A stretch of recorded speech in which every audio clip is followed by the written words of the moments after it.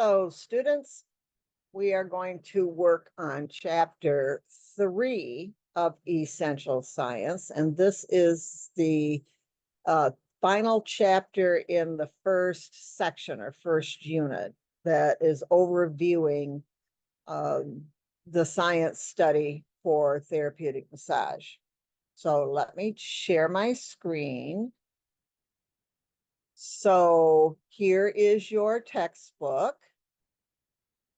And we're going to use the table of contents. Remember over here, you've got your read aloud feature. Read aloud.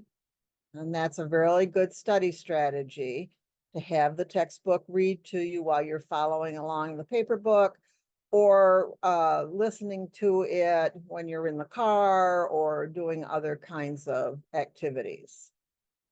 So we are going to get down here to the first section or unit.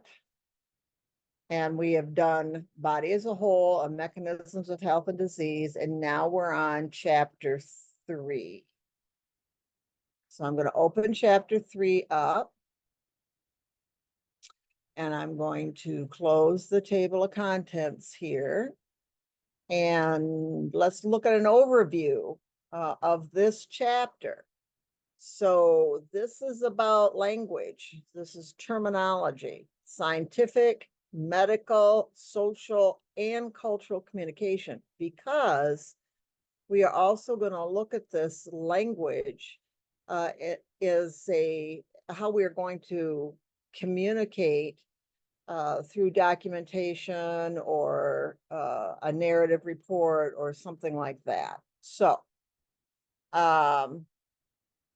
the language of science and medicine is what is commonly called medical terminology. If you want to have an individual study with this, there are a lot of self-study medical terminology books available or a lot of secondary information available on YouTube.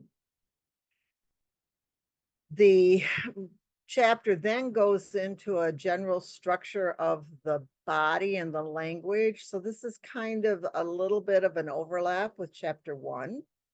And remember, I told you that the textbook is written on a spiral scaffold process so that it keeps coming back and bringing information forward. And then we're going to have some specific terminology related to movement. Then we're going to move into quality of life terminology, which is not commonly found in a science book, but it becomes very important for how you might develop outcome goals and what your qualitative and quantitative outcome measurements might be. We're going to get a little bit into cross-cultural terminology, again, looking at systems such as traditional Chinese medicine or even shiatsu that use points and lines. And then here is the segment where we're going to take this into a practical application and talk about documentation and charting. So here we go. Get my glasses on so I can see. As always, here are the chapter objectives. You want to read through these and see if you already have some knowledge, some life knowledge related to this. We get a lot of students that have graduated from some sort of a medical program, like certified nursing assistant or licensed practical nurse or nurse and or exercise or physiology assistant or physical therapy assistant. So you may be bringing terminology language in with you. So this chapter then will relate that specific to massage. Here again, you should start to be seeing the pattern here now. The key terms, these are ones that you're going to want to be able to use intelligently, be able to recognize. is you're learning how to learn. Uh, uh, Repetition is important when you're learning terminology, but the repetition has to be novel. So a lot of people might want to use flashcards for this, and flashcards are excellent. There's a flashcard feature even with this electronic version of the textbook. However, once you have, I mean, there's a lot to be said for creating the flashcards and going through them 3 or 4 times and then shuffling them and randomizing them. But sooner or later, your brain is going to go, I've been there, done that. So you can't have for studying terminology, flashcards can't be your main study strategy. It's part of a whole study strategy. So learning to recognize the terms in context of maybe a research article you're reading or the terminology used in your fundamentals textbook, that also is a study strategy and a reinforcement that helps with retention and recall. So communication is a science, and nomenclature, the symbols that are used to develop a language, um, the the scientific terms, the medical terminology we have is built on 2 dead languages, uh, Greek and Latin, but the pieces of it can be mixed up and recombined to create terms that will be recognizable by understanding the parts, but reflect new language. The ability to understand a second language, if you're bilingual or multilingual, is, I really admire that. And learning to speak this medical terminology is almost like learning to speak a second language. We can't communicate without an overarching, understandable language. And the massage therapy community struggles with this. We've got multiple names for the same thing. People have named the same thing multiple names to make it look like it's different. There's been marketing and branding issues that come in with it. Terminology from a specific modality has creeped into the general language of massage therapy. Uh, Researchers don't understand that language, so we have to start speaking. If we want to support research, we have to start speaking in a way that the researchers understand.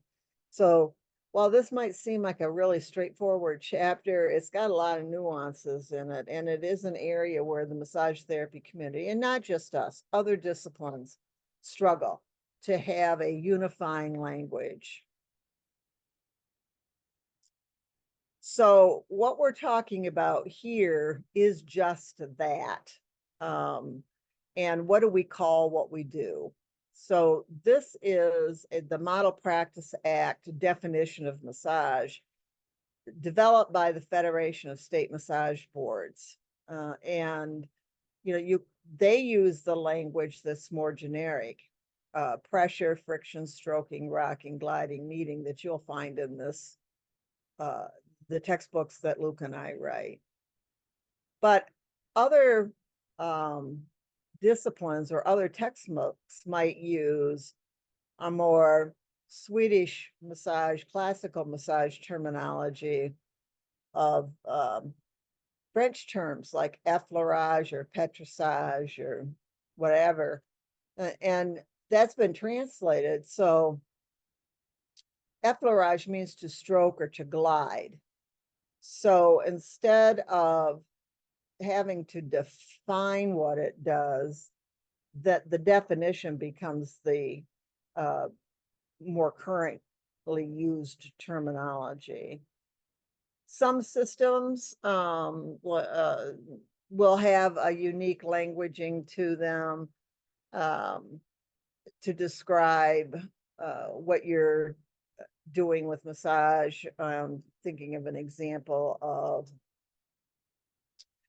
maybe reflexology that would have a language called a thumb crawl, or then we also have our uh, indigenous cultural systems overlap, and some of that language is overlapped as well. So this just gives you a little bit of overview into some of that conundrum. I use, because I think it is the most scientifically sound, definitions provided by Ann Blair Kennedy, and there's been additional research done by her. That language and some of her concepts has also influenced the language put forth by the entry-level analysis project, where all of the professional leadership organizations for massage agreed upon a set of skills for entry-level massage therapy education. So that's the language structure used. But because I know you might encounter multiple languages, I oftentimes will embed multiple terms for the same thing in the textbook.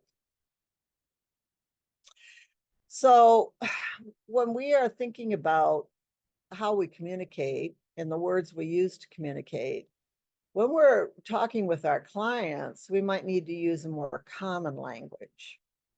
So we might use thigh bone instead of femur. But if we are going to work cross-discipline, if we're going to communicate with a chiropractor or a physical therapist, now we need to use the more scientific language. And if we are in a cross-cultural situation, it's helpful to be able to ask questions and be intrigued about the language overlap. So for an example, we talked about yin and yang. That concept, that theory in traditional Chinese medicine really talks about the checks and balances of homeostasis and can be correlated to the autonomic nervous system functions, so sympathetic, parasympathetic.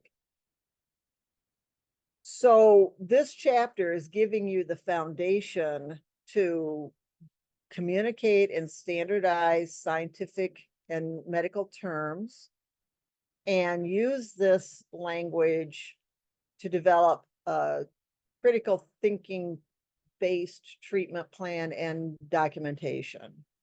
So the first part we're taking a look at is standardized medical terminology, and it speaks for itself. And you know what these features are in the textbook and what value they have to you in learning. So these are certainly not all of the medical terms, but there are the more common ones here in the textbook, and you would need to have a working knowledge of this. So we've got our prefixes, our root words, and then we have the suffix. So this is not a unique form of study here, but you don't want to shortcut it either. And this is where another specialized book might be helpful.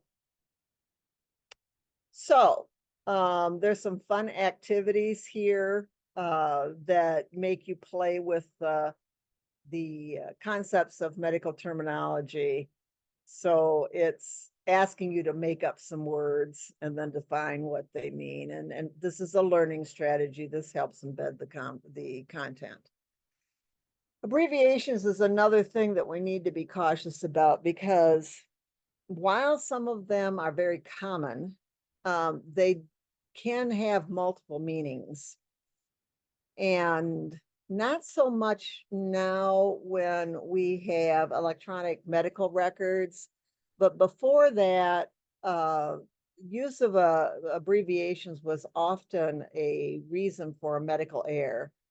So uh, be very cautious when you are using abbreviation in your documentation. If you are unsure if it has a common definition and is used in a common way, then write it out, or at the very least, provide an abbreviation key. And my brain does struggle with abbreviations, and so I always really appreciate the term written out. And as I read a lot of research, the first time they will use a word like autonomic nervous system, the first time they use that terminology in the study, they'll oftentimes then include the abbreviation, and then they'll continue to use that abbreviation all the way through. And my brain will lose track of what that is. So I have to keep going back and reminding myself what that means.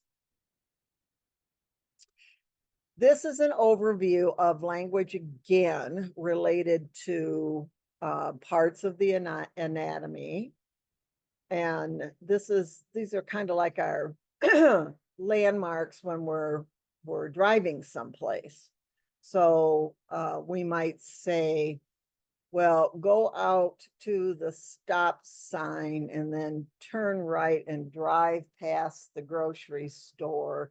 And when you see the bank, get over, because the next road is when you're going to make a left turn. And so this is an area that you have to work on with memorization.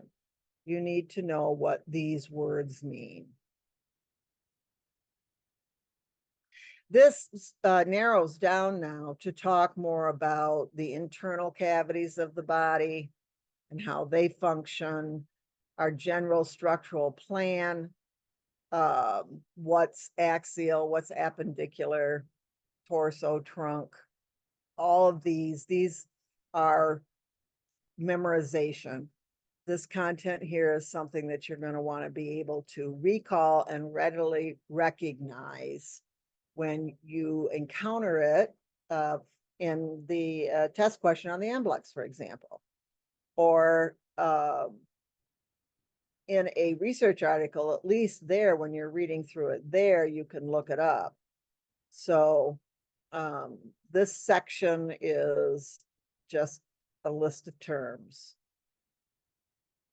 And here's your directional terms too. You've got to be proficient in that utilization and practice using these words.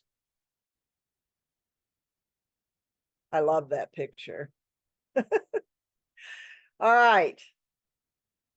Sometimes it is really confusing, and sometimes the words are very close together. I've mentioned before that I have dyslexia, and a concept here is their opposites, varus and valgus. I have a really hard time keeping that straight. I have to come up with little um, memory tricks to be able to do that. Here's another one, volar, palmar, and plantar. So, there are mnemonics, there are some memory strategies out there. Sometimes you can search it on YouTube and come up with a YouTube about it. Another picture on directional terms: proximal, distal, lateral, medial, posterior. And then I also love it when we've got two terms for the same thing: anterior or ventral, posterior or dorsal. I think about a fish with the dorsal fin coming off the back. That's a memory strategy. Superior cranial or cephalad. So again, this is something you've got to practice over and over and over. When we get into kinesiology, which is the study of movement, there are terms related to that as well. So there are some strategies here that can help you with that. And we want to remember that when we're looking at planes of motion and movement, that we always have to start from the anatomical position. This concept of planes of motion really confuses people. And I think it is because of some of the terminology here. So people get the transverse plane. That's cutting an area into a top and a bottom. When they're doing X-rays and MRIs and stuff like that, this is really important if they're going to get a transverse slice, or they're going to look at it from the sagittal plane. But this also, for us, is how movements occur. So in the transverse plane, we can spin, we can rotate. So we get internal and external rotation. The sagittal plane divides us into a left and a right. And so on the sagittal plane, we go, the movements are flexion, where we curl towards our belly button, and then extension, where we come back out into the anatomical position. The one that I have noticed confuses students the most is this frontal or coronal plane. And I think why it's confusing is that it slices into an anterior and posterior, or a front and a back. And so when we are doing a flexion, it feels like we're moving forward. And I think that that movement of forward gets confused with frontal. And on a frontal plane, we're moving away from the midline. So we're doing adductions and abductions. These are the names of the joint movements. You'll practice this, because this becomes part of your general massage. So I already gave you some terminology here on movement, and you can use the definitions here. And there are some examples here. So left rotation, when you see something like this, actually do the movement. Partially turning or pivoting the axial body part in an arc around a central axis to the left.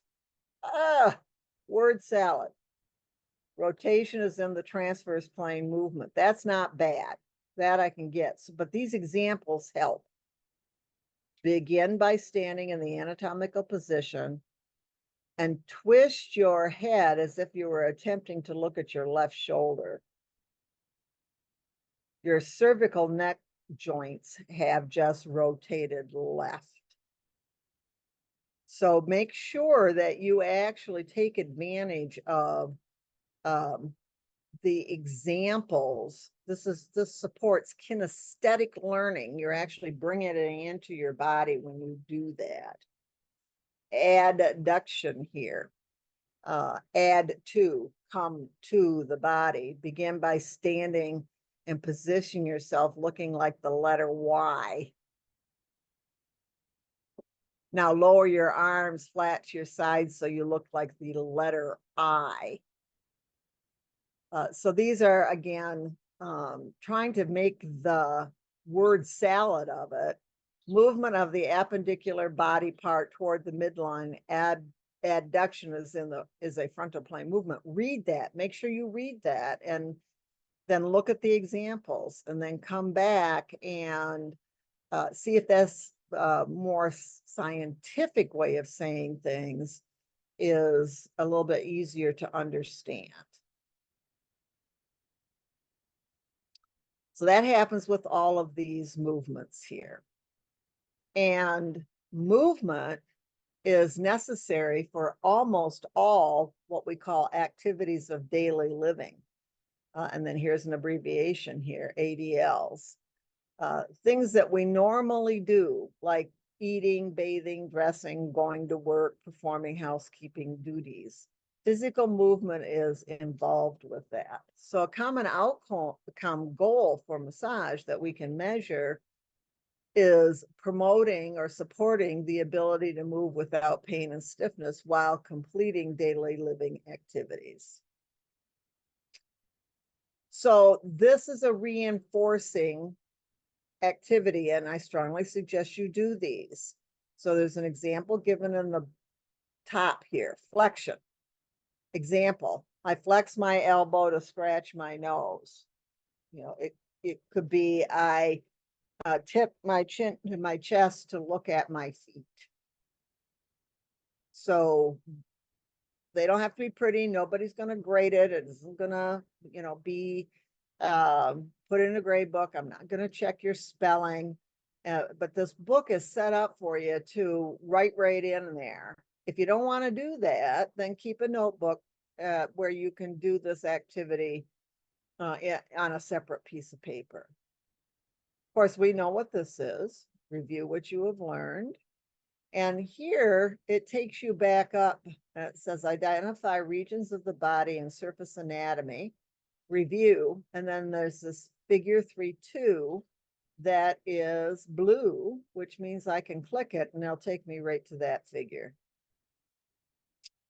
Okay, down we go again.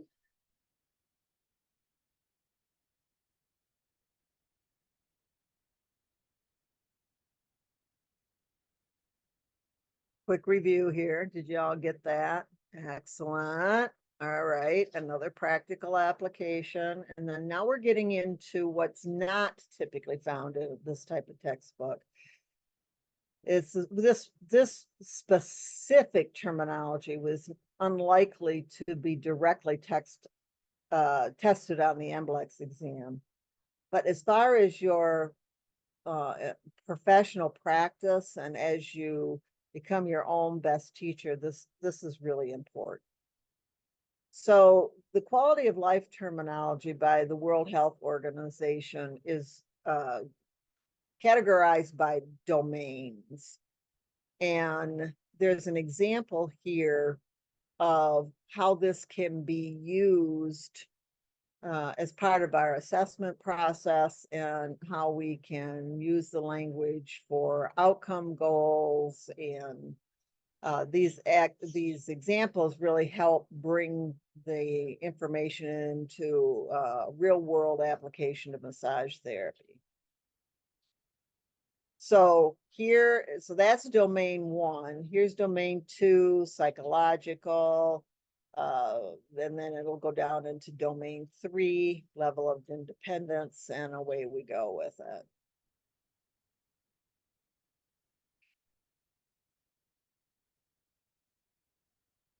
So this is just this box. A box pulls information out and either talks about something in a more expansive way or puts it into a practical application or whatever.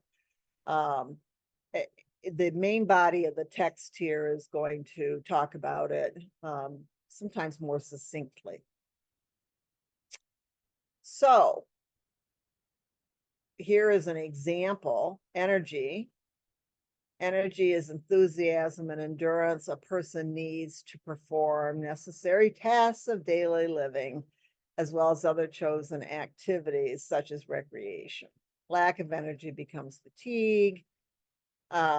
Levels are feeling alive, adequate energy, fatigue, but functioning with effort, disabling tiredness. Questions to ask as part as interviewing your client or working with your client.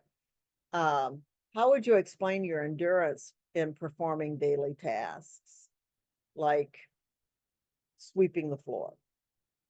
Could you describe your energy level today? Possible answers could be alive and full of energy, etc. What sort of follow-up questions might I use as I am collecting data so that I can work with my client? So what do you think is causing this? What do you think massage is going to do to help you feel better about this? So these are a couple of examples of how that terminology related to quality of life is really important. Same here with the cross-cultural terminology. This probably isn't going to be extensively tested. You might come up with, on the NBLEX, there might be one question related to this. So this is not the place and time to put your memorization time, but having an overview and overarching recognition is important. So we're talking about acupuncture here. It's the reason why I chose that is that it is one of the most studied of the more culturally based methodologies, and it has been very well integrated into our Western society. So it behooves us to know a little bit about that. And it sort of overlaps. The acupuncture points are very commonly found uh, in the same physical location as the trigger points, that, areas that when you press on them, they create a symptom.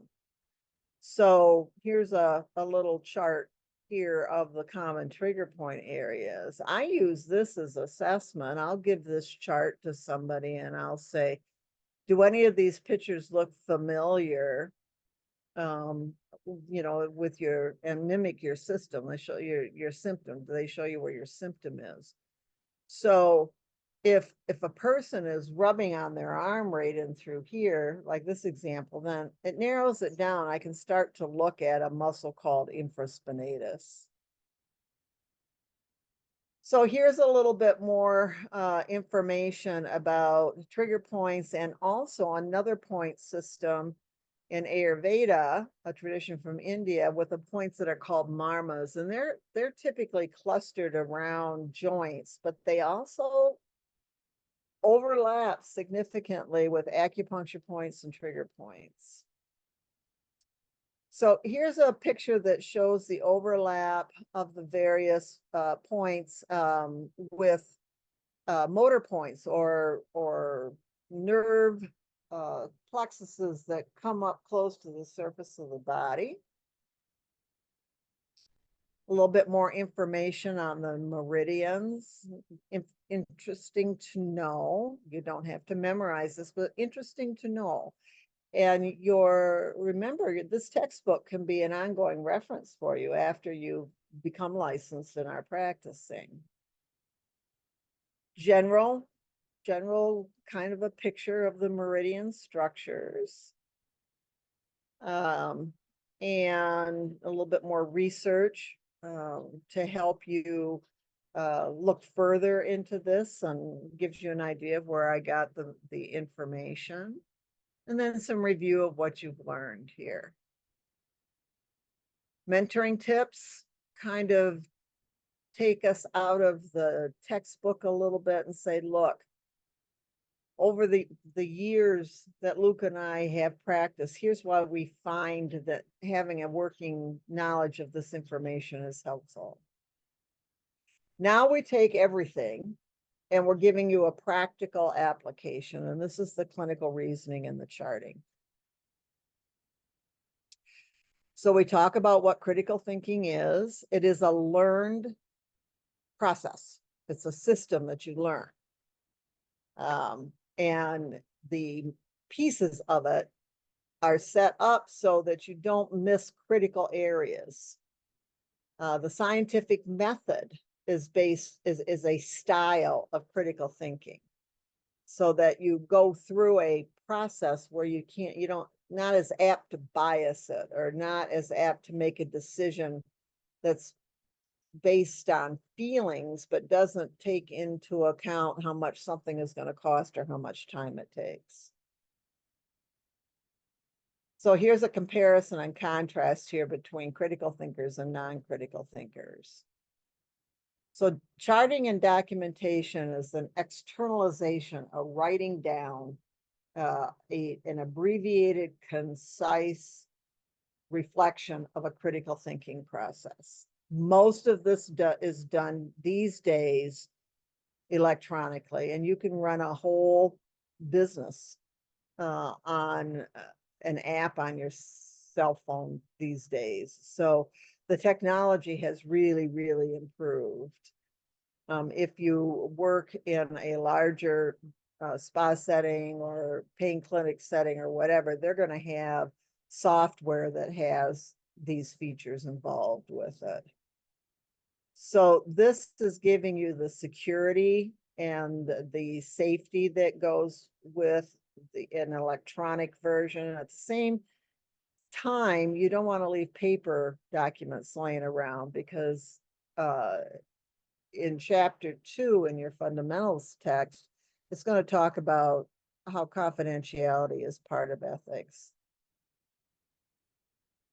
It goes through and talks about different types of charting. SOAP note is not used as much, but it is easy to relate to a critical thinking process. And if you can do this, you can do almost any other kind of charting. So a database is literature, or is research. And it's the part of a problem solving or a critical thinking aspect of gathering information. This would be your history interview process with your client, and then your various physical assessments and questioning related to perceptions of quality of life, and how you document certain muscle tests or postural symmetry. Then you analyze that data, and when you analyze, there's a way of going through an analysis process so that you don't leave important concepts out. So this box gives you the steps for that. So you start out with facts, and then you wonder, what could this all mean? What might work? What might I do? And then you take these potential interventions, or a treatment plan for massage, or how you might need to adapt for a particular client, and you run them through a sieve. And you're gonna use this analysis process here to weed out some stuff that sounds really good, but will fall apart during application. So logical stuff first. How much is it going to cost? How much time is it going to take? Is there something else I need to consider? And then the step 4 is looking at more of a feeling orientation. I might come up with a treatment process and a recommendation for care, and the client doesn't want to do it. Up in the more logical end, it might be a great an approach, and the person likes it, but it's going to be too expensive for them. So we've got to come up with, they're not going to have the finances to be able to do that. So read this multiple times and start to incorporate it into all of your decision-making processes, not just when you're looking at documentation charting for massage. So the actual implementation of your final ideas of what you're going to do and how you might adapt, it's almost like a little experiment. You're going to develop a plan, you're going to implement it, and then you're going to do a post-assessment and see if it worked. And in this whole process, you're going to you're going to train your brain to think this way. So here's your review, what you've learned.